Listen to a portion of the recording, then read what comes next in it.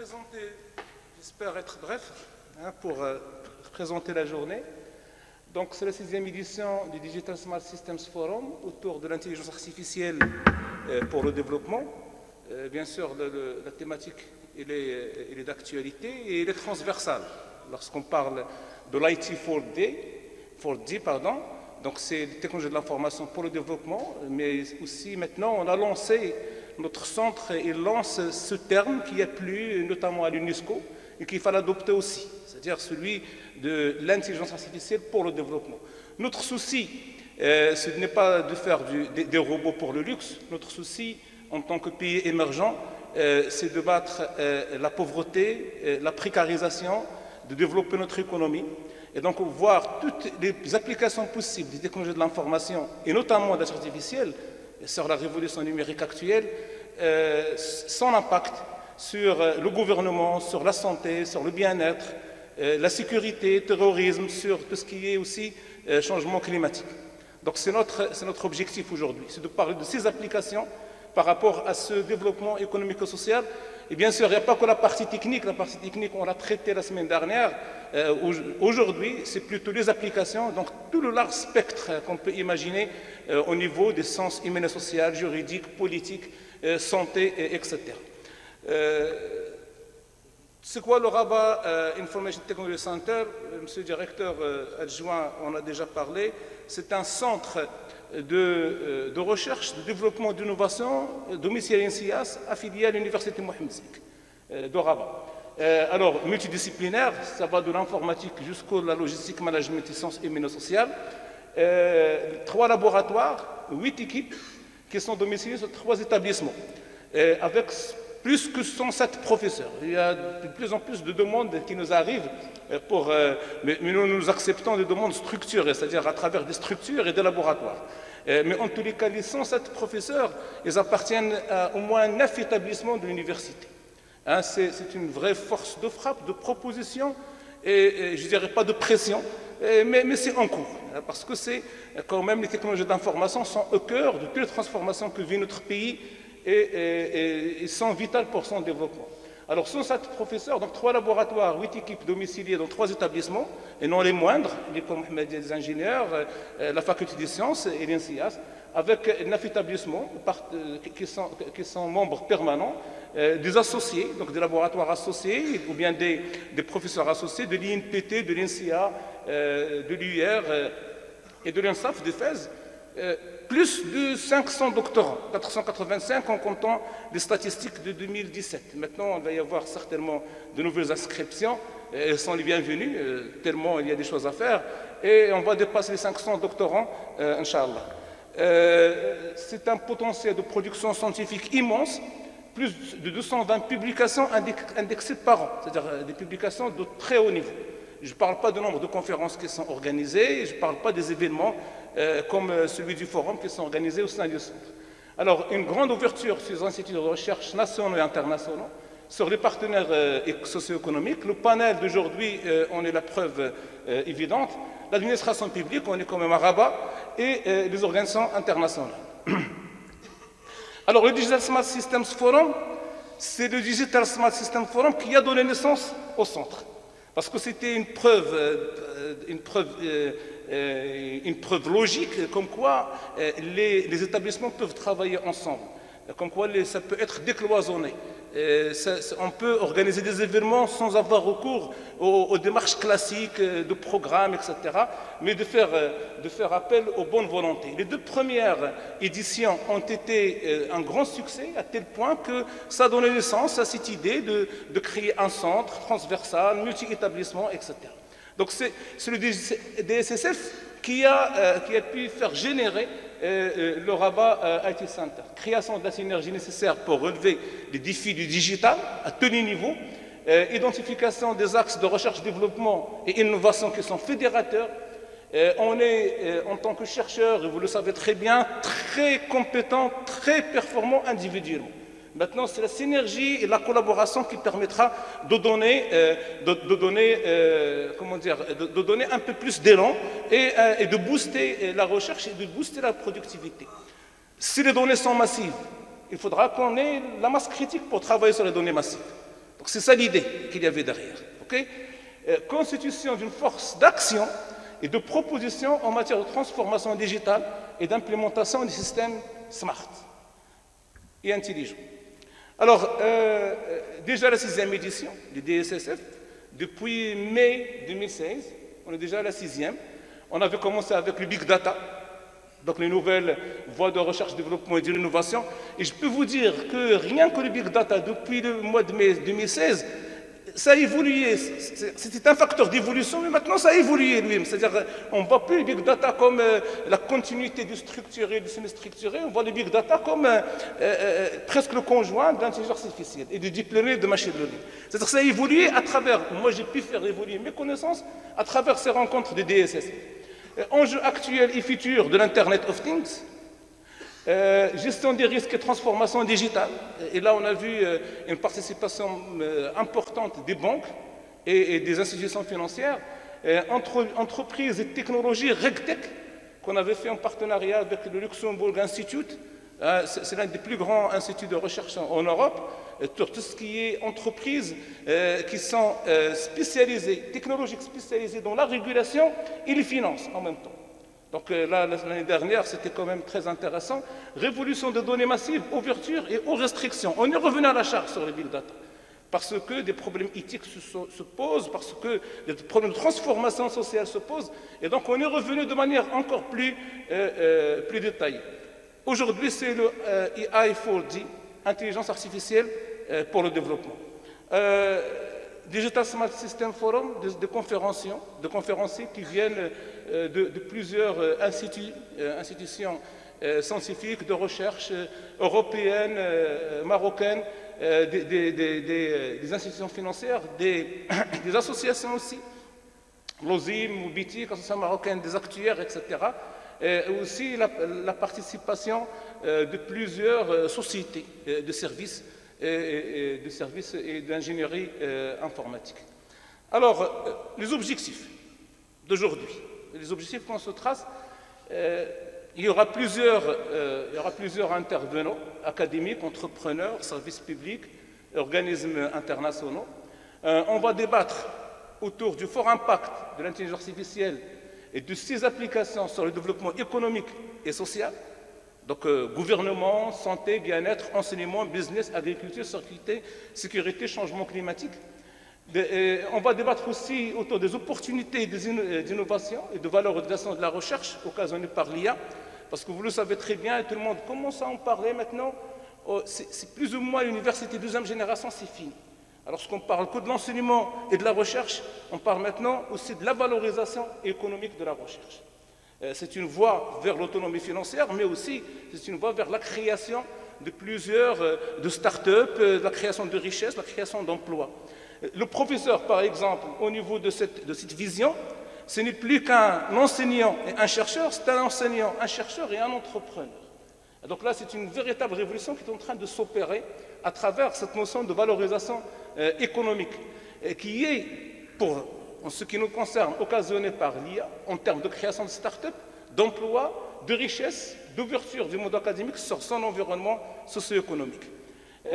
Maintenant, c'est une technologie disruptive, c'est une technologie de rupture. Ça va avoir un impact et il faudra réguler tout ça. Et donc, il y aura des discussions et des débats autour des difficultés à surmonter pour bien négocier le virage de l'intelligence artificielle pour le développement, compte tenu du caractère disruptif de cette technologie, de nouveaux risques qui sont à gérer en matière de sécurité des données, de la préservation des personnes, de leur vie privée, et aussi au niveau de l'éthique. On aura 2 ou 3 interventions dans ce sens-là. Ce qui nous concerne, et M. le directeur du CNRST l'a bien annoncé, vous l'avez bien entendu, comme quoi il va y avoir un grand appel d'offres pour tout ce qui est technologie de l'information sur l'intelligence artificielle. C'est l'occasion aussi de créer, de mettre en place une plateforme multipartenariale, puisqu'il y a tous les ingrédients ici, de projets R&D et innovation autour de la thématique de l'AI4D. C'est-à-dire notre philosophie dans le centre, les équipes et les laboratoires continuent à faire leur travail de recherche fondamentale et appliquée, mais le centre, il est dirigé vers l'appliqué. C'est-à-dire nous, on veut attaquer le développement social et économique à travers ces différents volets, à travers les technologies de l'information. Donc le citoyen, il finance la recherche, il faudra vraiment qu'il retrouve plus ou moins ce qu'il a investi dans la recherche. Donc nous permettons de répondre aux différents appels à projets à venir, Inch'Allah. Alors le panel, vous le voyez très bien, est très riche. On va prendre une pause café, ça c'est important, une pause café très riche aussi. Et on va attaquer la première séance autour de tout ce qui est stratégie et défis posés par l'intelligence artificielle pour le développement. Nous aurons le grand plaisir d'avoir le professeur Gianluca Misurata, qui est senior scientist at the European Commission's Joint Research Center.